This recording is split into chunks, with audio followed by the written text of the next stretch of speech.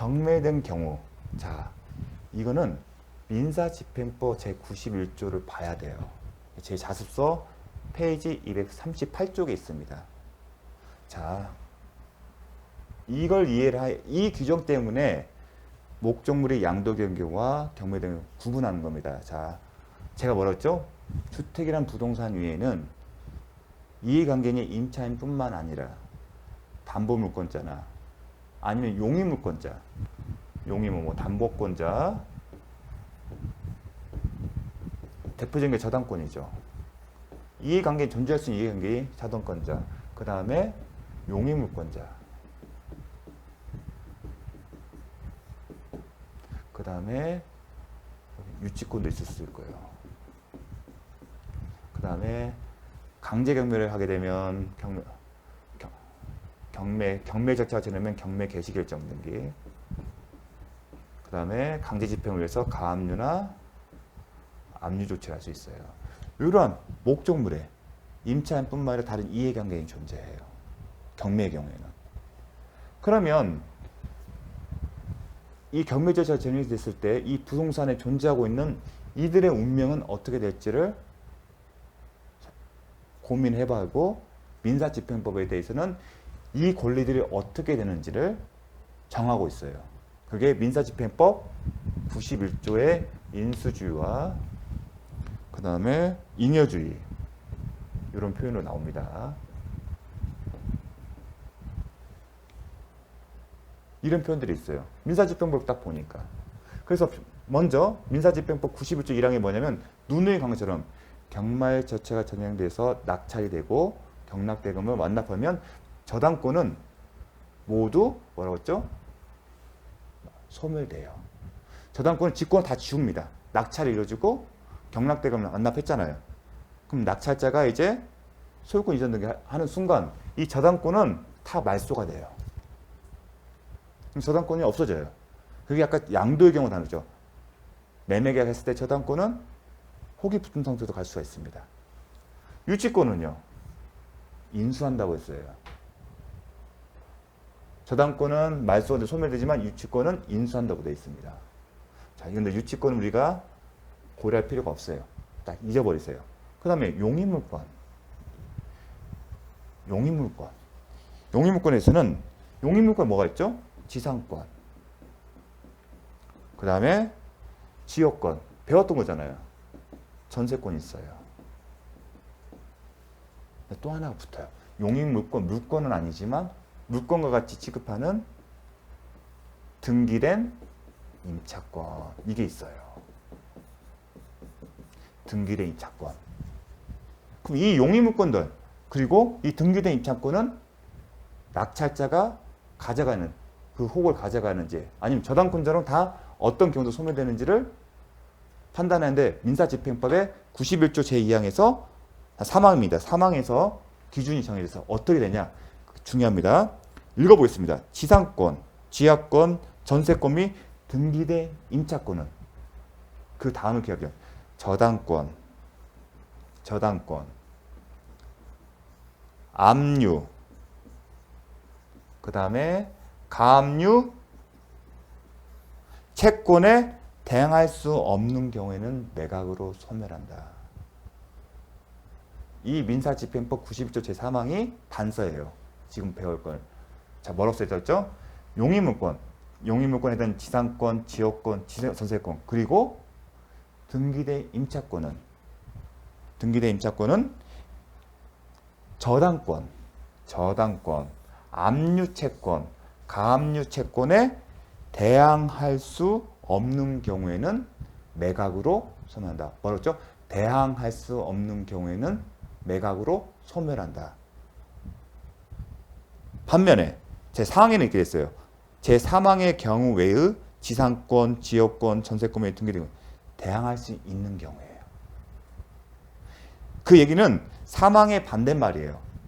대항할 수 없는 경우에는 저당권이나 압류채권이나 가압류채권에 대항할 수 없는 경우에는 매각으로 소멸하고, 대항할 수 있는 경우에는 매수인이 인수한다. 그래서 용의 물권과 그리고 임차, 등기대 임차권은 그렇게 판단하고 있어요. 그럼 정리를 하게 되면 자, 여기서 넘어갈게요. 그러면 민사집행법 91조에 따르면 용의 물권과 뭘 비교하고 있죠? 등기된 임차권은 뭐와 비교를 하고 있습니까? 저당권, 압류채권, 그 다음에 가압류채권이에요. 그래서 비교를 했을 때 용의물권과 등기된 임차권이 요거에 대해서 대항할 수 있으면 낙찰자가 이를 인수하고 여전히 물권이 소멸되지 않고 그대로 있다는 얘기입니다. 저당권이나 압류채권이나 가압류채권에 대항할 수 없으면 소멸한다. 즉 용의물권이나 등기된 임차권의 운명을 뭐와 비교하고 있죠? 단순히 저당권이나 압류채권이나 가압류채권의 대항 유무로 판단하고 있습니다. 그런데 민사집행법에 따르면 등기된 임차권은 있지만 주택임대차보호법의 대항 요건을 갖춰서 대항력을 취득한 경우에는 없어요. 단순히 등기된 임차권이에요. 하지만 주택임대차보호법의 요건을 갖추면 등기된 임차권과 마찬가지로 취급을 한다. 사실상 실질적으로 그래서 주택임대차 임차권의 등기가 없다 하더라도 이사 및 전입신고를 갖춘 경우에는 그 다음 날부터 제3자에 대해서 대항력을 취득한다는 표현이 있잖아요. 따라서 등기된 임차권과 마찬가지로 취급하기 때문에 결국은 민사집행법의 91조 3항과 4항의 규정에 따라서 경매의 경우에는 주택임대차보호법상의 대항 요건을 갖춘 임차인도 이러한 권리와 비교했을 때 소멸되는 경우가 있고 존속하는 경우가 나눠지는 겁니다. 구분한 이유는 바로 이 민사집행법 91조 제3항과 4항의 규정 때문입니다. 등기된 임차권이 여기 들어있잖아요. 근데 우리가 주택임대차법의 요건을 갖추면 마치 등기가 된 것으로 취급하기 때문에 이 규정이 주택임대차법의 대항 요건을 갖춘 경우도 적용된다는 겁니다. 왜냐하면 이런 이해관계도 포함되죠. 예컨대 저당권 했을 때 저당권은 교환 가치를 파악하는 거잖아요. 근데 만약에 임차권이 존재를 하게 되면 낙찰가는 줄어들 인수 여부에 따라 인수를 하게 되면 낙찰자 인수하게 되면 낙찰가는 줄어들 겁니다. 왜냐하면 임대차 보증금을 인수하기 때문에. 그러면 저당권자가 처음에 자신이 저당권을 취득할 당시에 파악했던 교환 가치와 그 이후에 자기 의사 상관없이 나타난 임차권의 존재로 인해서 교환 가치가 달라지게 되면 저당권자는 예측하지 못하는 손해를 보게 된다. 그러한 이해관계 저당권자의 그런 신뢰를 보호하지 않으면 누가 저당권제도를 활용하겠습니까? 마찬가지로 압류나 가압류 경우에는 처분금지 효력이 있습니다. 압류나 가압류를 했다는 얘기는 채무자가 제3자에게 처분하는 것을 금지시키는 겁니다. 만약에 압류나 가압류 대상이 부동산이라면 소유권을 제3자에게 처분하거나 아니면 지상권 등 처분을 하지 말라는 겁니다. 임차권도 마찬가지고요. 처분을 금지했는데 그 효력이 위반한 임대차 계약의 효력을 인정하게 되면 압류나 가압류 제도를 이제 더 이상 활용하지 않을 겁니다. 실질적 의미는 그것도 있어요. 이 조항의 자체가 이렇게 비교하는 이유가 그런 거예요.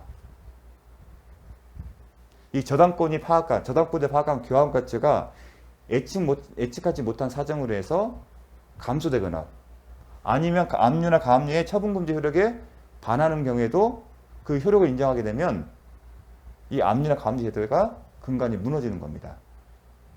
그러한 이해관계도 이익도 보호할 필요성이 있기 때문에 이게 나온 거예요. 그럼 대항할 수 있냐 없냐는 어떻게 보냐? 시간적인 선후 개념이에요. 시간적인 선후 개념입니다. 즉 용의물권을 설정할 당시에 이런 게 없으면 이게 우선이 되는 거고요. 이러한 것이 있는 상태에서 용의물권이 설정됐다면 시간적 뒤에 있기 때문에 대항할 수 없는 겁니다. 그 대항 여부는 결국은 시간적 선후 개념이에요. 그런 패턴인 겁니다. 다만 이제 우리가 민사집행법이 아니라 여기 이제 주택임대차보호법이라면 여기를 뭘 들어가겠죠? 대항 요건을 갖춘입니다. 대항 요건을 갖춘 임차인이겠죠. 이것은 뭐죠? 이사 및 전입신고를 모두 갖춘 그 다음날 될 거예요. 다음날 오전 0시. 시간적 개념이 나오잖아요. 이거와 이거를 비교해서 요거보다 뒤에 있으면 민사집행처럼 소멸되는 거예요. 등기된 임차권도 뒤에 대항할 수 없으면 소멸되잖아요. 당연히 그러면 대항 요건을 갖춘 임차인 또한 임차권도 소멸하고 보는 게 맞습니다. 그게 민사집행법 91조에서 이제 발단이 된 거예요. 그런데 여기 저당권이나 압류나 가압류는 다 말소기준 권리라고 해요. 나중에 실무할 때 이제 말소기준 권리가 되게 중요하거든요. 이걸 말소기준 권리라고 해요. 근데 말소기준 권리 이 세 가지뿐만 또 있습니다. 경매, 개시, 결정, 등기. 그 다음에 경매, 개시, 결정, 등기. 그 다음 담보가 등기인데 소음성 입장에서는 담보가 등기는 아직 필요 없어요. 소음성 입장은 보통 저당권은 나와요. 근데 이제 비교를 해야잖아요. 시간적 손으로. 그럼 시간적 손으로 할 때 뭘 그래? 이쪽은 나왔어요. 2, 3이 전입신고를 하고 그 다음날. 그럼 일자 특정할 거 아닙니까? 그럼 여기도 일자 하나 나와야 하잖아요. 그런데 뭐 저당권 하나만 있으면 그 저당권 일자만 비교하면 돼요. 비교를 했을 때 이 날짜가 빠르면 대항 요건이 있는 거고 이 날짜가 빠르면 대항 요건이 없는 거예요. 근데 저당권도 있고 아니 압류도 있고 가압류가 있을 수도 있잖아요. 아니면 저당권이 있는데 여러 개가 있을 수 있어요. 또 저당권 여러 개 있는데 1순위, 2순위, 3순위가 있는데 경매 신청은 3순위가 있을 수 있고 2순위가 있을 수 있고 1순위가 있을 수 있어요. 경우 수는 많아요. 그런데 기준이 뭐냐면 누가 경매 신청하는 고려하지 않습니다. 왜냐하면 누가 경매를 신청하든 저당권은 모두 소멸하기 때문에. 그래서 결론은 뭐냐면 등기부를 펼쳤을 때 말소 기준 권리에 해당되는 권리들 저당권, 압류, 가압류가 있는지 살펴보고 이 모든 것을 한꺼번에 딱 정리해요. 근데 시간 순으로 누가 경매 신청했는지 고려하지 마십시오. 경매 목적물에 이러한 권리들이 있으면 말소 기준 권리에 해당되는 게 있으면 쭉 써요. 그리고 어떻게 쓴다? 시간 순으로. 그런 다음에 맨 앞에 있는 게 말소 기준 권리 되고 그걸 가지고 이거와 비교를 하는 거예요. 그렇기 때문에 나중에 여러분이 이제 경매 간식이 되면 옥션 같은 경매 그 인터넷 사이트를 통해서 권리 분석을 위해 뭐 내용을 봐요. 그러면 모든 경매 사이트에는 소유자부터 채무자 내가 나온 다음에 제가 말한 말소 이런 권리들을 시간적 순서에 소유자 그 다음에 갑구나 일구에 있는 이 말소 기준 권리에 해당되는 권리들을 모두 써요. 그리고 나서 맨 먼저 있는 것에 대해서 말소 기준 권리 딱 써놔요. 비고란에. 그래서 수험생 입장에서는 항상 아직까지는 나오는 거면 저당권 1순위, 2순위가 있는데 뭐 3순위가 있는데 뭐 2순위자가 경매 신청했다. 요 정도 선에서 그러면 비교할 것은 1순위 저당권의 일자와 이 대항 요건에 갖춘 일자를 비교해서 앞이냐 전이냐 판단하는 문제가 나왔고 뭐 압류, 가압류까지 가지지 않았어요. 근데 기본적인 이론은 모두 쓰고 시간상순. 말소 기준을 써봐. 말소 기준 찾아요. 그러면 쭉 쓸 거예요. 말소 기준. 등기부는 말소 기준 권리가 있고 아닌 게 있을 거예요. 그럼 말소 기준 권리를 쭉 세워요. 그런데 시간속으로 순 세워놓고 누가 경매 신청을 고려하지 않고 가장 앞에 있는 일자 가장 빠른 애. 그 애를 여기에다 딱 특정하는 거예요. 그러고 나서 이거와 비교를 해서 앞에 있으면 이 대항 요건이 앞에 있으면 일자가 앞에 있으면 대항력이 있는 거고 뒤에 있으면 그 임차권은 소멸한다는 겁니다. 그게 민사집행법 91조의 같은 맥락이에요. 다시 한번 볼게요. 민사집행법 91조 제3항 지상권, 지역권, 전세권 및 등기된 임차권. 여기서는 핵심은 우리가 수험생 입장에서는 등기된 임차권을 주목해야겠죠. 등기된 임차권은 저당권, 압류채권, 가압류채권에 대항할 수 없는 경우에는 매각으로 소멸한다. 즉 임차권은 소멸한다. 대항할 수 없는 경우에는. 그래서 경매의 경우에는 대항할 수 있는 대항 요건을 갖춰 즉 전입신고 및 그 다음에 이사를 했다 하더라도 소멸하는 경우, 즉 대항력이 있는 경우와 없는 경우로 구분합니다. 근데 양도에는 그럴 필요가 없죠. 소멸되지 않잖아요.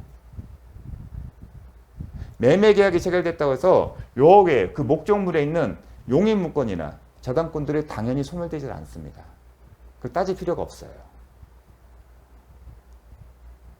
그래서 경매의 경우에는 이제 대항력이 있는 경우와 없는 게 나는 겁니다. 요 민사집행법에 따라서. 그게 입니다. 그래서 정리하겠습니다. 항상 최선순위.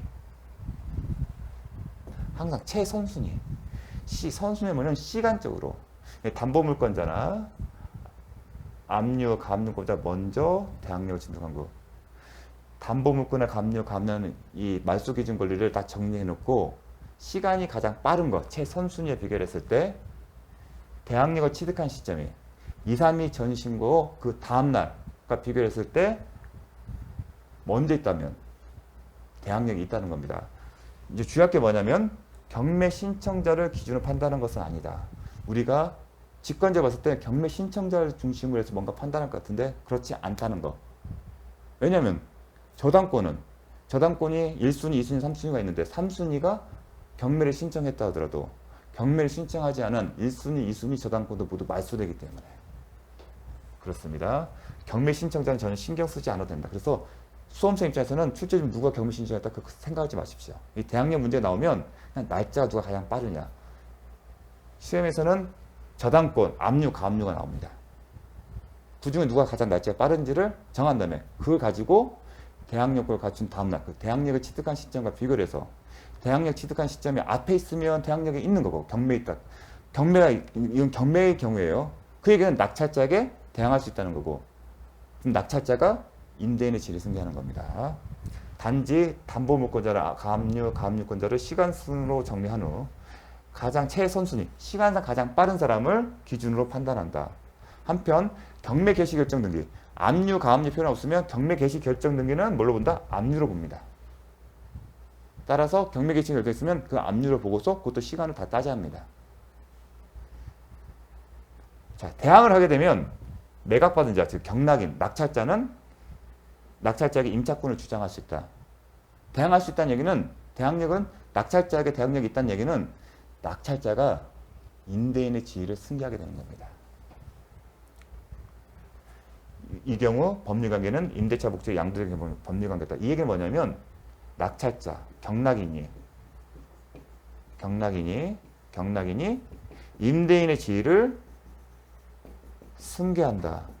따라서 임대인의 지위를 승계하기 때문에 낙찰자가 이제 임차인의 상대방이 되는 거고 임대차 계약의 지위를 상대방이기 때문에 그 임대차 계약이 종료되면 낙찰자는 임차인에게 보증금을 돌려줄 의무가 있는 겁니다. 그렇기 때문에 경락인이 입찰에 들어가기 전에 임차인에게 대항력이 있냐를 살펴보는 거고 대항력이 있으면 나중에 자기가 임대차 보증금을 돌려줘야 하기 때문에 입찰할 때 감정평가액이 얼마였다 하더라도 임대보증금을 뺀 그 금액 가지고 이제 낙찰 가격을 정하는 겁니다. 요 내용. 이런 게 권리 분석입니다. 자, 다음. 최순위 담보물권자나 압류, 가압류권자보다 나중에 대항력을 취득하는 경우. 대항력이 없는 경우에 그럼 뭐다? 매각으로 소멸한다. 즉 소멸하는 임차권이 소멸된다는 얘기예요. 그 얘기는 뭐냐면 대항력이 없는 임차인은 낙찰자에게 임차권을 주장할 수 없다는 얘기예요. 그 얘기가 뭐죠? 새로운 소유자는 소유권이기 때문에 물권이죠. 물권자예요.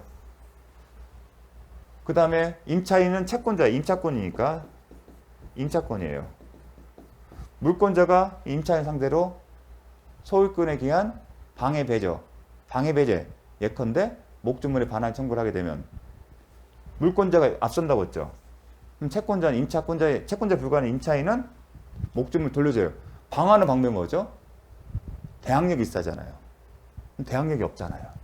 대항력이 없다는 얘기는 임차권을 물권자에게 주장하지 못한다. 그게 뭐냐면 소유자가 임차인에 대해서 내가 이제 새로운 소유자니까 목적물 넘겨줘.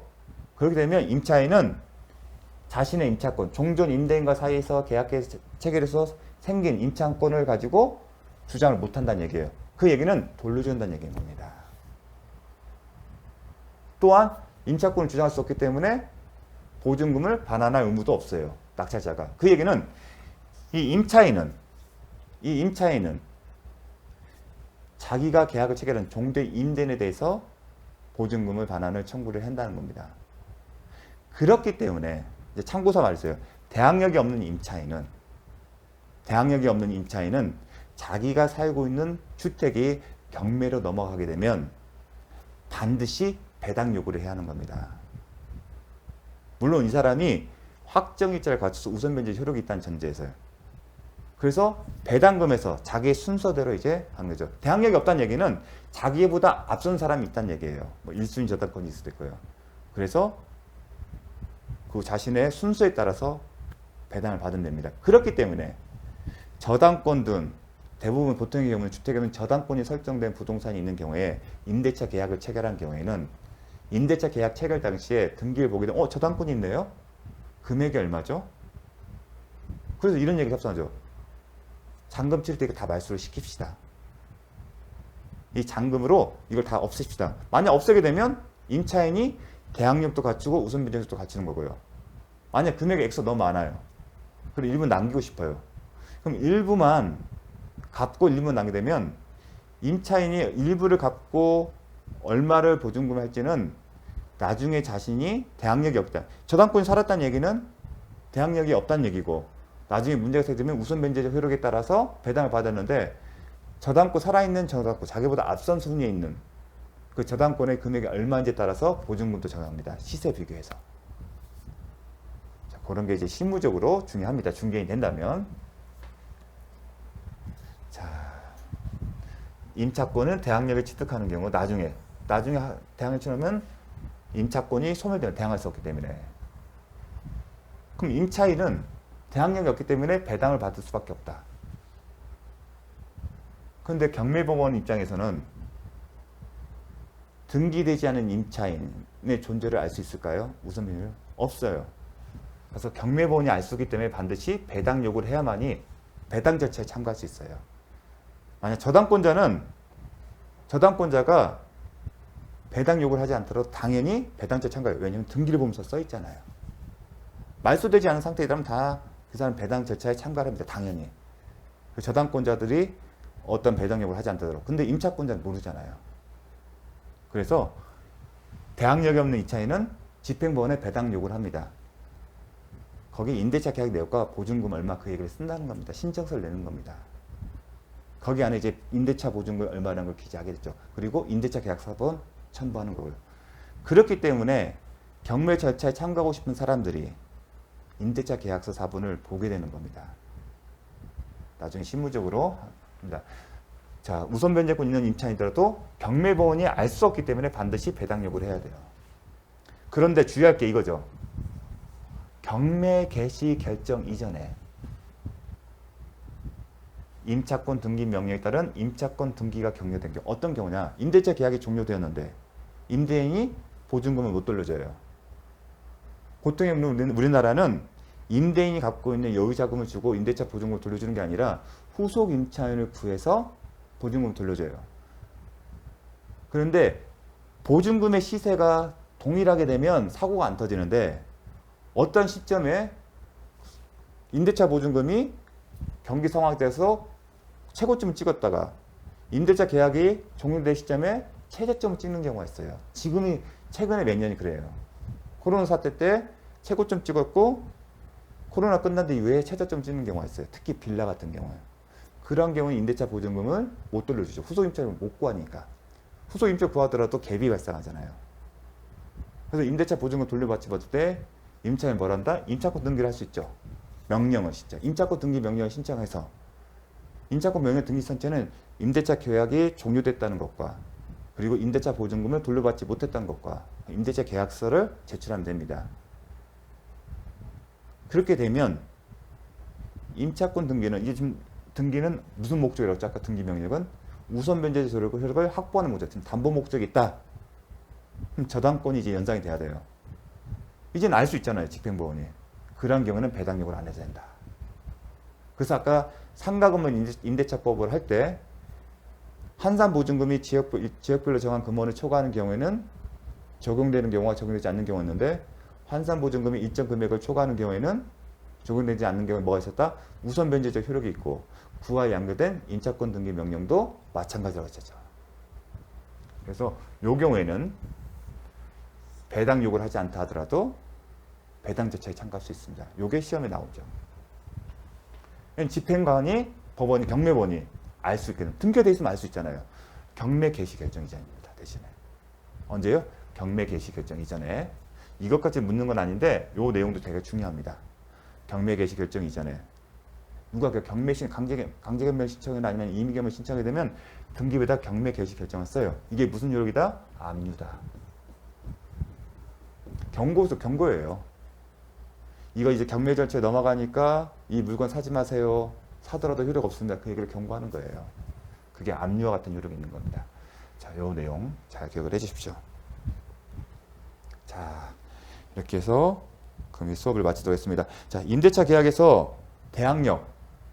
제가 이제 민법상 임대차 계약을 하게 되면서 대항력을 살펴봤습니다. 보통의 경우는 민법상 임대차 계약을 끝난 다음에 주택임대차보호법과 상가건물 임대차보호법을 하면서 다시 대항력을 공부하는데 우리는 민법상 임대차 계약의 대항력을 보면서 주택뿐만 아니라 상가건물 임대차 대항력까지 살펴봤어요. 근데 핵심은 주택임대차법의 대항력이에요. 특히 대항력 내역과 관련해서는 양도된 경우와 경매된 경우를 구분해서 본다. 특히 경매된 경우는 민사집행법 제91조의 3항과 4항에 참조해서 대항력이 있는 경우와 없는 경우가 있습니다. 그렇게 구분한 이유는 목적 부동산인 다른 이해관계인들, 일행인들의 그 불측의 손해를 방지하거나 아니면 기존에 갖고 있는 그 제도를 유지하기 위한 겁니다. 임차인의 보호 필요성도 있지만 다른 이해관계인들의 신뢰도 이익도 보호할 필요성이 있기 때문에 그걸 조화시킨 겁니다. 다만 모든 게 다 시간적 서로가 따진다면 다 예측이 가능한 것들이고 판단이 가능한 겁니다. 그렇기 때문에 그런 어떤 판단이 가능하기 때문에 입찰을 경매 절차 입찰할 때 권리 분석이라는 내용이 나오는 거예요. 그게 다 예상할 수 있고 등기부를 통해서 다 확인이 되기 때문에 세대 열람을 통해서 임차인의 존재 여부는 세대 열람을 통해서 나중에 경매 절차에 한번 관심이 가보게 되면 한번 직접 해보시면 임차인이 어떤 식으로 확인되는지 다 알 수가 있습니다. 그래서 자, 이 부분이 이제 처음 공부하신 분들은 쉽지 않을 겁니다. 하지만 제가 설명드린 내용이 이해의 포인트예요. 그래서 그런 것들을 가지고서 다시 한번 복수 잘 하시고 그리고 핵심적인 것들 이제 나중에 이제 기출문제 할 때는 좀 더 쉬울 겁니다. 이제 공식처럼 하면 되는 거니까요. 기출문제 할 때 잘 보충하도록 하겠습니다. 수고 많으셨습니다.